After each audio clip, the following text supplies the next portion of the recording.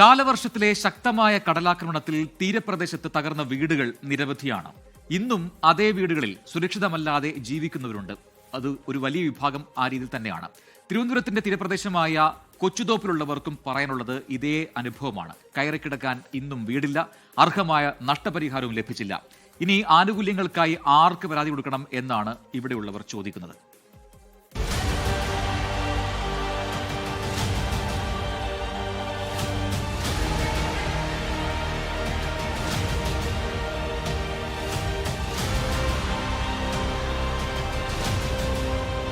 ഞാൻ വൈഫ് ഇവിടെ ഉണ്ട്, വീട്ടിൽ തന്നെ. പിന്നെ പോന്നെങ്കിൽ ഒരുമിച്ച് പോട്ടെ എന്ന് വിചാരിച്ചാണ്. പിന്നെ മക്കൾ കാര്യം ആലോചിച്ച് അവരിത് കാണുമ്പോൾ പേടിക്കുന്നുണ്ട്. പക്ഷെ ഞാൻ അതൊന്നും കാണാതെ ക്ലാസ്സിൽ വിടും.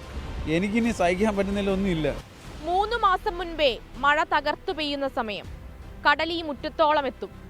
അന്ന് തകർന്നു വീണതാണ് സാജൻ ജോസഫിന്റെ ഈ വീടും കാലങ്ങളായുള്ള സ്വപ്നവും. ഇന്നും കൊച്ചുതോപ്പ് നിവാസികൾക്ക് പറയാനുള്ളത് ഇതേ ദുരവസ്ഥ തന്നെ.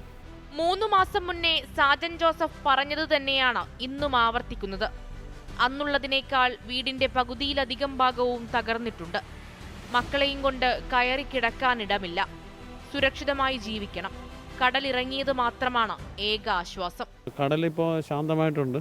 ഇപ്പോൾ വീടിൻ്റെ അവസ്ഥ ഇപ്പോൾ 2 മാസം കൊണ്ട് ഇപ്പോൾ ഇതാണ്. പക്ഷേ ഇതിനു വേണ്ടിയുള്ള ഒരു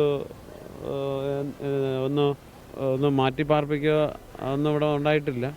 കിട്ടാനുള്ള ഒരു സൗകര്യം ചെയ്യുക, അല്ലെങ്കിൽ ഇതിന് പകരം എവിടെയെങ്കിലും സ്ഥലം തന്ന് മാറിപ്പോകാൻ നമ്മൾ തയ്യാറാണ്.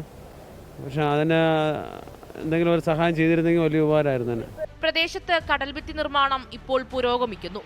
കുറച്ചു മുന്നേ ആയിരുന്നുവെങ്കിൽ ഇവിടുത്തെ പല വീടുകളും കടലെടുക്കില്ലായിരുന്നുവെന്നതും യാഥാർത്ഥ്യം. ഇത് 2-3 മാസമായി ഇതിൻ്റെ പണി അങ്ങ് തുടങ്ങിയിട്ട്. ഇപ്പോൾ 1 മാസത്തിൽ കൂടുതലായി.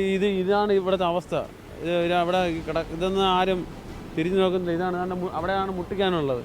പക്ഷെ അതൊന്നും മുട്ടിക്കാതെ അത് ഓരോ കംപ്ലൈൻറ്റ് പറഞ്ഞ് ഈ പണി ഇപ്പോൾ 1 മാസത്തിൽ കൂടുതലായി ഇങ്ങനെ കിടക്കുന്നു. കൊച്ചുതോപ്പുകാരുടെ പ്രശ്നങ്ങൾ കഴിഞ്ഞ മഴക്കാലത്ത് ആരംഭിച്ചതുമല്ല. ഒരു ജനതയുടെ ജീവിത കാലഘട്ടത്തിന്റെ ദൈർഘ്യമുണ്ട് ഇവിടെയുള്ളവരുടെ ആകുലതകൾക്ക്.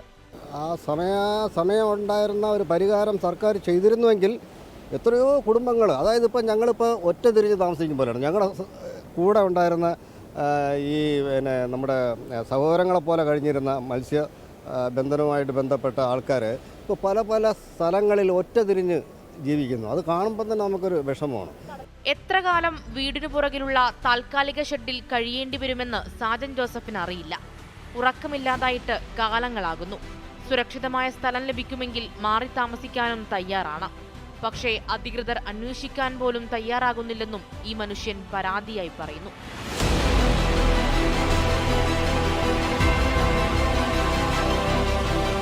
ഈ കടൽഭിത്തി നിർമ്മാണത്തിൽ പോലും കാലങ്ങളായുള്ള പോരാട്ടത്തിന്റെ കഥയുണ്ട്. ഇന്ന് മന്ദഗതിയിലെങ്കിലും കടൽഭിത്തി നിർമ്മാണം നടക്കുന്നുമുണ്ട്.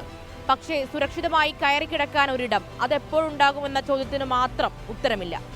ക്യാമറമാൻ രഞ്ജിത്ത് ഫ്രാൻസിസിനൊപ്പം മേഘ്ന മുരളി, 24 തിരുവനന്തപുരം.